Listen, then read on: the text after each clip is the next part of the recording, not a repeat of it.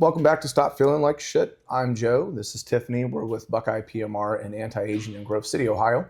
And right now in the industry where GLP-1s and weight loss are really at the forefront of a lot of practices, we're going to talk about something that a lot of people don't talk on today, which is how patients can sabotage themselves. Yep. Which we mean that in the least judgmental way possible. We want to talk about what actually happens psychologically, physiologically, that contribute to failures in care. And their overall experience with care. Right. Because GLP-1s and weight loss is great, but there is stagnation. There are people that don't lose with it. So let's talk about those who, let's talk about the structure of the GLP-1 first. Right. What does it do for you? How does it work? Yep. So the GLP-1s, and we're talking about this the most because those are probably the most prevalent in the weight loss industry now, really do three things. So neurochemically, they control appetite because they blunt the dopaminergic response to eating behavior, right? So they eliminate the I ate something bad, but it made me feel good response, that immediate reward. They control insulin secretion in a glucose-dependent manner so that when sugar goes up, insulin goes up. When sugar comes back down, we no longer hypersecrete insulin. That reduces the likelihood of insulin overexposure at receptors that causes desensitization and then ultimately pancreatic burnout. And they delay gastric emptying and motility. That's good for two reasons. Yes, it keeps you fuller for longer, but it also essentially creates a time release mechanism as glucose enters the small intestine. And if glucose enters the small intestine slower, it's going to enter the bloodstream slower and therefore control transient spikes in your blood sugar. So what do patients do to start on a program like that? Right. So most patients that come in obviously have to qualify for it. And that's going to include obviously medical history. Obviously their weight has to qualify for it, right? Within reason. There's no specific weight requirement for the GLP-1s than there was for like phentermine, where you had like a BMI standard or anything like that. But BMI is bullshit. Yep. But there needs to be clinical justification to do so. And then of course you need to know what their health history is. Are they on other medications that influence insulin? Do they have type 2 diabetes? Are they being managed with other medications elsewhere? Things like that. And then rule out things that would be contraindications. That would obviously be like medullary thyroid carcinoma would be a big one. History of gastroparesis, all of that fun stuff. So, any issues with the pancreas? Yeah. History of pancreatitis. Doesn't necessarily rule out, it's just something you have to be cautious of. So when patients are starting on that, what should they be experiencing? Right. So I would say the GLP-1s are more of a slow burn, and I think that's a different acclimation to what people had a lot with something like phentermine or Adipex or in your older school weight loss drugs. We'd see people would lose weight like crazy for 30 or 45 days. Fen. Yeah, fen. Yeah. But people would lose weight like crazy with the phentermine or Adipex because they had no appetite and their metabolism was sped up.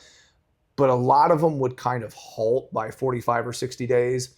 Because you weren't eating. Yep. And it also seems like every time they did it, efficacy got a little bit worse. So, every state medical board is a little bit different, but I know people in Ohio used to go to Kentucky a lot because they'd keep you on it longer. But in the state of Ohio, now you can stay on it longer now, but the state medical board and the pharmacy board in Ohio used to mandate you could take it for 90 days and you had to be off of it for 6 months. So people would kind of get wrapped in this cycle of losing the same weight over and over and over again. They'd lose weight for 3 months, they'd gain it back over the next 6 months, they'd come back and they'd get on the phentermine and they'd lose the same weight again. But what we really started to see, and I cannot necessarily explain why is this the case, it's just what I've seen, is time number two never worked as good as time number one.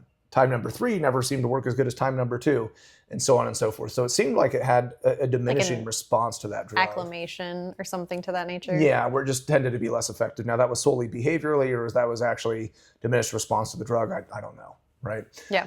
The GLP-1s, like I said, they're more of a slow burn. Yes, there are exceptions to the rule. We have some people when they start, they lose really, really quick. That is atypically what we see. Most of the starting doses for your GLP-1s are at low doses, generally entry-level doses, not necessarily heavy hitting from a pharmacologic standpoint or really in the realm of what you would consider therapeutic. So if you've got a little ways to go and you're already fairly disciplined, maybe they move the dial. But for additional weight loss patient that has a long way they want to go, atypically are they going to jump on that first month or two of the drug and drop 20 pounds a month. That's just not realistically how it happens.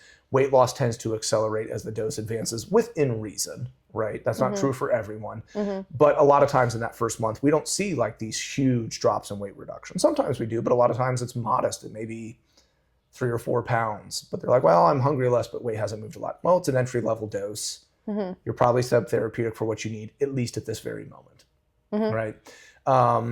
As far as, what are things people may see from a side effect profile? Nausea and GI upset's pretty common. It generally resolves within 2 to 4 weeks. Mm-hmm. So once people get acclimated to the drug, that does generally go away. If it doesn't, something else is a problem, which is a whole other conversation to delve into. Something's wrong with the gut or something like that. So a little nausea, a little GI upset. Some people notice that they're a little bit more fatigued. Heartburn. Which makes sense. Yeah, heartburn's a big one because of the delay in gastric motility and things like that. So if they already have even a little bit of a tendency for reflux, that may get a little bit worse, especially with food selection. Mm-hmm. Mm-hmm. So those are the things that we typically see with acclimation to care. And it does tend to get better the longer somebody's on the drug. But I also won't lie and be like, the first 2 weeks are going to be awesome. Like there's going to be some rough sledding in there for probably about 30% of patients. Probably even more than that. You think? I would say. Yeah. But it does tend to resolve pretty quickly for most It people. does. It does Yeah. resolve pretty quickly. So then what are we seeing with patients' long-term use? Yeah. Well, 2 things. We have a lot of patients that titrate off the drug and are exceptionally successful, Mhm. right? And they maintain weight reduction. That is generally predicated on if lifestyle modification was made with the drug, which we want to use the drug as a corrective intervention for metabolic dysfunction, but also as a tool to help implement more appropriate lifestyle behaviors. So If that this when is specifically based on weight loss. yeah. So when you come off the drug, the lifestyle modifications stick. So when people come off, some people abruptly stop. Some people prefer to titrate down. Some people like to go on maintenance doses at a very low dose. And I think the microdosing is big for maintenance. Now, from a true pharmacotherapy standpoint, a very small baby dose, there's probably as much placebo effect as there is true pharmacologic effect, to be honest with you. Definitely, Yeah. definitely. Which is The idea of doing an injection every week, like obviously that's holding you very responsible, right? there's kind of like the ritual behavior behind it. You're doing it. You're on the medication, most likely making a monetary investment to it. So you're going to be cognizant of it, right? It's always it's like it's like a kid in their baby blanket as they get older. Where like that sounds super judgmental. I don't mean it to be. Where it's like they still sleep with a blanket even though they've grossly outgrown, and it's like it's covering one shoulder, nothing their legs or anything, but they swear they sleep best with that. You know what I mean? Where it's like that's not objectively keeping you warm. It can't. But it's comfortable. But it's comforting and it's doing something. So there's that true.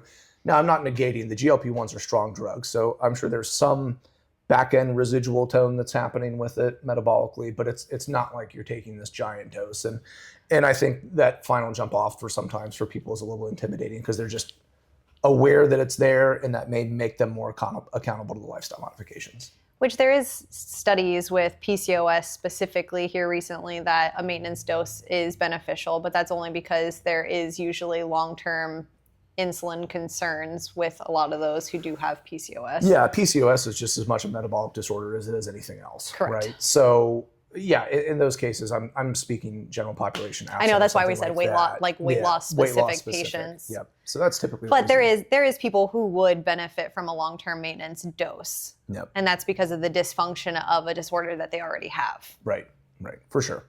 So then but a lot of people want to come off medication. I think a lot of patients, even more prevalently now, I see that more commonly in our generation. Well, and really in because we're early millennials, right? So I see it a lot in millennial Gen X, and then I don't know, we don't have a lot of Gen Z patients.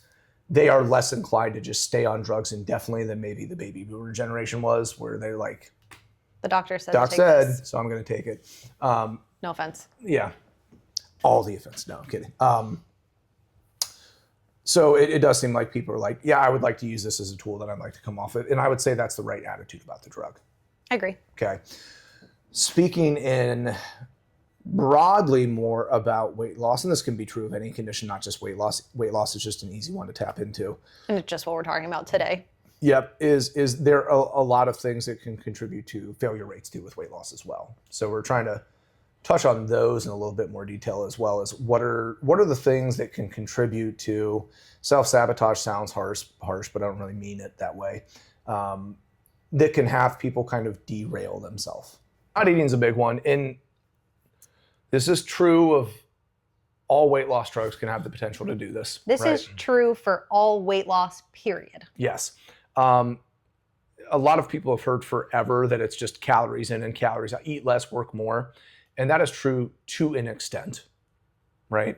Yes. However, we do all have a base metabolic expenditure, base caloric expenditure of, think of it as if I was going to sit on the couch all day and not move, how many calories would my body need to sustain normal cardiovascular, digestive, neurologic function? Which is more calories than a person would expect. It's not like it's like 200 calories, right? Right. Yeah, your body, I think it's something you burn like 10% of your calories just digesting the food you eat. Right. Right. So you certainly want to push, to lose weight, you have to be in somewhat of a caloric deficit, obviously, but there is a threshold of how far you can push that. So people get into a pattern where they're like, oh, this is great. I don't feel like eating. So I just, I eat a little meal once a day. However, they have undershot their base caloric expenditure so much that eventually the body will acclimate to that. And it's going to say, okay, you're not giving me what I need. And you've done it long enough consistently that I feel like I need to adapt to this. And how do I adapt to that? Well, I'm going to reduce metabolic demand. And then I'm going to be eating away at everything else you have left in you. Right. So first I'm going to eat away. I'm going to go through. Sounds really dramatic. Yeah, I'm going to go through gluconeogenesis and I'm eat your tissue up, or your muscle tissue up. But I'm also going to slow caloric expenditure, right? I'm going to slow down what my body needs to run. And that's my adaptation, because I have now learned you're not going to give me what I previously thought I needed. So I'm going to learn how to operate on less. Which is a detriment to you long-term, as well as if you ever want to come off of a drug like that. Yeah, because the metabolism slows. And I would attribute a lot of that to why people had so much failure rate with phentermine, or like rebound weight gain. Because phentermine's strong enough, you can literally take it and just not eat. And generally, because of the stimulant effects, be fairly energetic. Literally, the explanation that I got from a doctor is it's like drinking 6 cups of coffee and then not feeling hungry all day. And 100% phentermine is that. Yeah, and because of the neurochemical properties, like you'll feel energetic still. Right? Yeah, 6 cups of coffee. Whereas, at least, I don't want to say at least with the GLP-1s, if you don't eat, you're going to feel like shit. Yeah, because it makes you hypoglycemic. But with phentermine, you could not eat and feel fine. So anyway, people undereat their metabolism so dramatically that the metabolism halts or slows down significantly. And the problem that happens with that is then when somebody comes off and they resume even somewhat previous caloric intake, weight comes back significantly faster than they ever gained it the first time, which is exceptionally frustrating. Now, not eating also can cause issues with cortisol, can cause issues with sleeping, can cause issues with muscle tone. Yeah. You can cause more injury to yourself. Like there's a whole other gambit of things that we're talking about here. And you see it a lot in the, it's funny, in the bodybuilding or figure competing community, and I'm not accusing that community of being health conscious necessarily. In fact, I would definitely not. You see a lot of people reverse diet. Yeah. Right. And in a reverse diet is essentially this, they cut down for 12, 16 weeks before a show. And in that time frame, they're reducing carbohydrate intake. They're reducing caloric intake to be as lean on stage as possible. And then they very systematically, after that show, reintroduce more and more calories on an interval basis to push their metabolism back up. And that's a very hard conversation to wrap your head around for, a layperson or a patient here, where it's like, hey, you've underate your metabolism for so long, and I'm absent of something else. Like there's a lot of things impact, but let's say all the endocrine metrics are perfect. Which is never the case, no, but let's just say it is. For argument's sake it is, and you say, hey, how do you fix this? Well, we got to eat more for a while and understand that you may regain some weight initially, but we're on an unsustainable path of weight loss where like you can't undereat anymore. Yeah. And now we've caused metabolic damage and we need to stimulate the metabolism to recover, and we need to very strategically walk your calories up. I'm not going to, if somebody's eating 800 calories, which I would never advise a day, you're not going to jump them to 3,000, like they're going to rebound, but it's like, hey, we may need to do 1,000 for a couple weeks and then 1,200 and then for a month, 1,500 or 1,600, and slowly walk that back up because of the decrements that they've had in metabolic performance because they've underate for so long. And then the other thing we're not talking about from a metabolism standpoint is if you undereat, you're going to lose muscle tissue, which is your metabolic furnace. So your metabolism is going to slow with a loss of muscle mass too. I was going to say, the thing that makes sure that you're burning calories while sitting on the couch is your muscle density. Yeah. So that's the big one. So undereating is a big one. Another thing that I think is important patients to understand that can make change very difficult is our body's relationship with self-preservation, right? And specifically the job of the nervous system and how our body views homeostasis, okay? So, our nervous system is really wired for survival, but really it's familiarity and comfortability, okay? And so homeostasis doesn't just refer to blood pressure and blood glucose and heart rate. It's a very broad term. And sometimes change, even positive change, will elicit a stress response for people. So somebody's been heavier their whole life, or they've had comfort and they found comfort in food, right? Specific food types or behavioral patterns, and they add an abrupt upheaval, right? Where it's like, oh, I'm starting this drug. I can't eat the way I used to. I can't tolerate the foods I used to like. So I've eliminated one of my primary sources of comfort, right? Because food is a comfort for a lot of people, right? So, I used to like this. If I had a bad day, I ate this thing and it made me feel better. Well, I don't have that anymore. Not only can I not eat it, but I'm not getting, limbic system activation. So I'm not getting the reward from it immediately that I used to, and it makes me feel like crap. That albeit a good stress, that's still stressful, and your nervous system will fight back a little bit to that, right? That makes Stress sense. response will fight back a little bit to that. Although it's a positive change, it's eustress or good stress. It's change still. It is change. It is stressful to your system. And initially you're with exacerbated stress response and cortisol response, because kind of this upheaval of what your body's been used to for years can be uncomfortable, and it can fight you a little bit, right? So we're dropping weight, we're changing eating. Not only can that feel challenging because it's lifestyle behavior, it's still a stress response, right? And somebody's already stressed out, sometimes that can feel overwhelming to them, right? It's easy to divert away from that. Yeah. With that even ties in chemically what's happening from a stress response, right? So if we're getting a stress response from changing and cortisol is going up, we know cortisol is going to blunt insulin sensitivity, long-term increases in fat storage. It reduces prefrontal cortex activity. And the prefrontal cortex activity, that's the part of the brain that's like good at waiting for long-term reward. That's the part of our brain that says, I'll do this now and it will reward me in 3 months. Okay. Right. So then that stress response again makes you want to lean more into that limbic system again, that immediate reward. I did A and 5 minutes later, I felt B. Right. So then that stress response is even telling your brain like, hey, we need this more. You're doing this change. It's stressful to me. I'm not feeling as good. So it makes you almost, that underlying physiologic response makes it even more difficult to adapt to that change. So it's not just an excuse. It's not just, oh, this is hard. No, your nervous system, your endocrine system in the background initially is actually going to be signaling to you that it doesn't like what you're doing. Which is why we do a titration, which is why we do like an acclimation period, is kind of like getting you comfortable and understanding how this feels, how that's going to be like without an onslaught of feeling like total garbage every time you put anything in your mouth. Yeah, or overwhelm, I think there's a big psychological component that goes with this as well, that ties into self-identity. And it's a conversation I've had with a patient before. People fall into their identity that was developed long-term, right? So we've had as kids, we had the friend that was the bigger friend, right? And that was part of who they are. In guys, I know at least, the big guy's usually the fun, goofy guy. He's funny, like, oh, that's John or that's Bob or that's whoever. And they're the bigger guy, but, we always used to joke like, oh, he's got big dude swagger. That would be the guy that he was a heavier guy, but he did good with the ladies still because he had a good attitude and he was funny and things like that. And people's identity gets wrapped up in that, right? So there's also a little bit of the unknown of this is my identity maybe has been tied to this person, this body type since my childhood, since my teenage years. What does life look like if I lose this weight?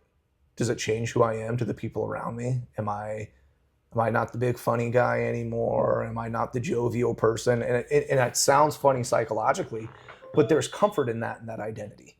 You know what I mean? And it's easy to make excuses to get out of that.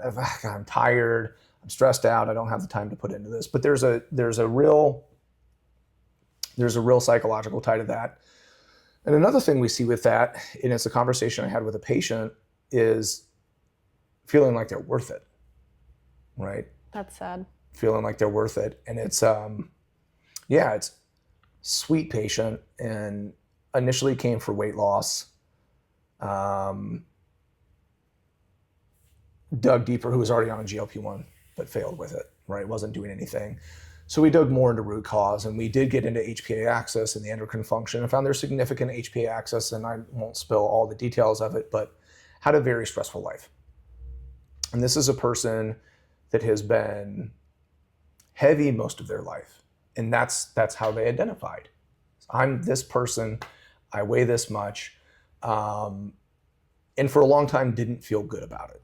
So they buried themselves in care for others, right? And they're a really sweet person, very good person. They have a child that they take care of that's an adult child that has some physical disabilities and things like that. And they're heavily involved in their church and heavily involved in their community.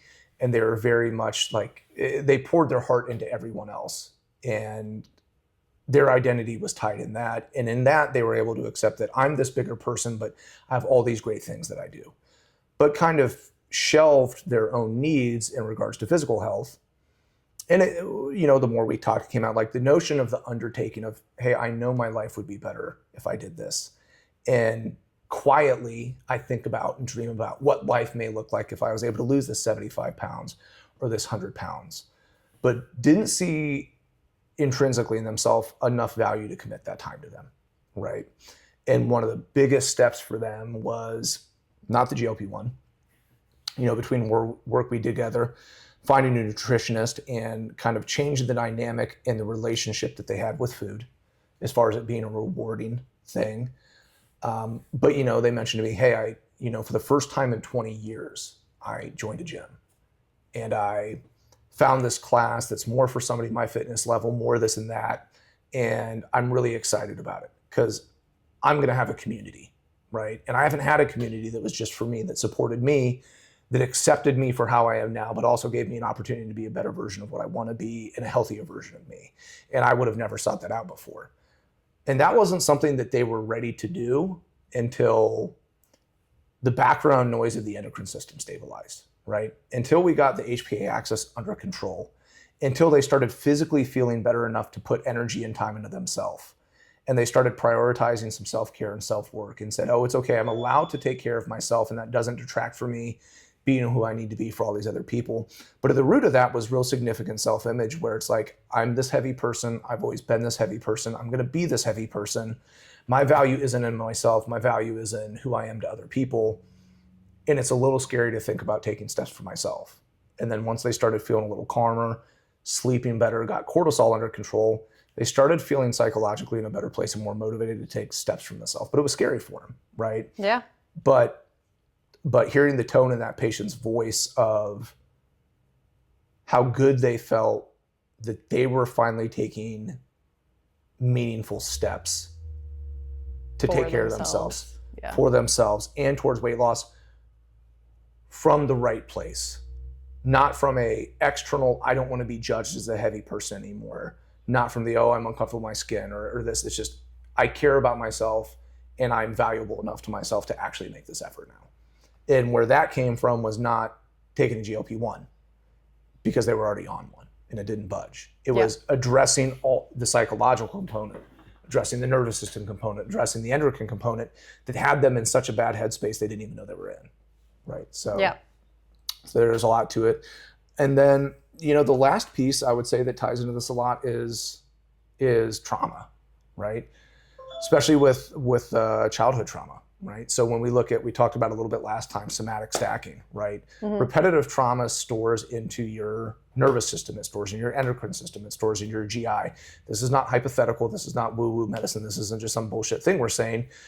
We can see with long-term trauma, people have adapted nervous systems, adapted endocrine systems that kind of build in that residual background system of running, which contributes to metabolic dysfunction and insulin resistance. The study showing how many people have autoimmune conditions because of trauma stacked is insane. Yep. So we look at somebody had a particularly hard life growing up, unstable household, maybe childhood was not fun for them, or maybe they were in an abusive marriage and things like that. And that ties into the weight gain as well.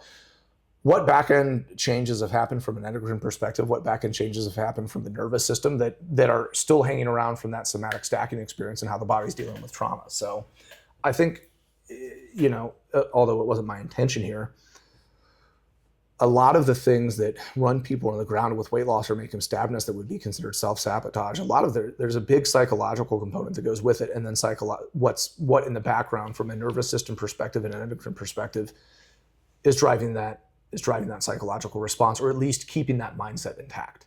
Mm-hmm. Right? Mm-hmm. So I think from a practitioner standpoint, where this matters is for the people that don't lose, right? The GLP-1s are probably the best weight loss drug that's ever been on the market, and I think that by a not very close margin, right? I mean, people see it as the magic pill, right? So then that's when the people who aren't losing get furious because they're like, I just saw my friend lose 40 fucking pounds in 1 month, and I'm over here and I've gained 3 pounds on this thing. Right, and I think that's a big piece of it. That's why I think the troubleshooting matters a lot, and that's where... And we prescribe GLP-1, so I'm not crapping on them at all, or I'm not giving hell to anybody that writes them, because we do a lot of GLP-1 therapy. We do. Like I believe in the drugs. I believe they're effective. They work exceptionally well, and I think they're a valuable tool. But I'd say there's also probably a 20-30% failure rate, right? And one of the things we always look for as a baseline is blood work and endocrine workup and things like that. But if you get somebody where like blood work looks good, we think, you know what I mean? And based on that blip in time. Yeah, and we're still not losing, what else is going on? And I think there's a huge component to look at for these patients of psychological readiness, evaluation of past trauma, more in-depth evaluation of the endocrine system that ties that all together. I think that's a huge deal. And the gut health. Yeah. The last piece of that conversation. Yeah, last piece of that is gut health as well, yeah. So yeah, I agree. Which I think we've talked about as well. So thoughts, experiences, anything you want to add to that? Nope, I think you really, really dug into this one. Yeah, it's a big one. Well, it's as we get into functional medicine care and things like that, we have a lot of people that end up in functional medicine for these scenarios. So dealt with a fair number of these cases, and they do hit home where I think, the world is better now, at least society is better now than maybe it was to weight struggles 20 or 30 years ago. Well, I mean, we have an entire generation who is fearful of how they look, right? Or fearful of how they could look. Yeah. Yeah. I was laughing. I was like, it was a skit I saw the other day. It's like, nothing gives you more affection to a boomer mom than losing weight. Where it's like, one walks in, she's like, Mom, I got the job at NASA. She's like, oh, okay, that's great. How much are they paying you? The next day she walks in 20 pounds lighter and she's like, you are so beautiful. I am so proud of you. I just cannot, the Christmas card this year is just going to be you. The rest of the family doesn't even need to be on it. You know what I mean? Yeah. So while I think that society as a whole is getting a little bit more accepting and non-judgmental. I mean, but that's very recent. Think about it. Like the commercials from the 90s, you find a very deep joy in sending me commercials from the 70s. 50s. Which are hilarious. Yep. Yep. Yeah, be a good little Maxwell housewife. Yeah. So anyway. It's like, and go in the kitchen and make me a sandwich. Yeah, but I think a lot of people that struggled with weight, even when we were kids, got ridiculed, treated poorly, or dismissed as like, you're just not doing the right things. And you do have more patients now that are like, listen, I am trying like hell, but they have a mental barrier that they can't overcome, or there's attachment points that are hard to break up. And or things that maybe they don't even notice yet. Yeah.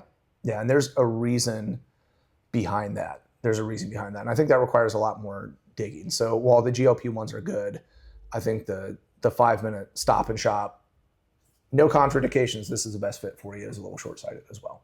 Yeah, I agree. Yep. So to look further into your overall health and well-being, we do recommend finding a functional medicine practitioner to pair along with your weight loss or with your GLP-1. If you have any questions, you're welcome to comment here or on our social media at Buckeye PMR.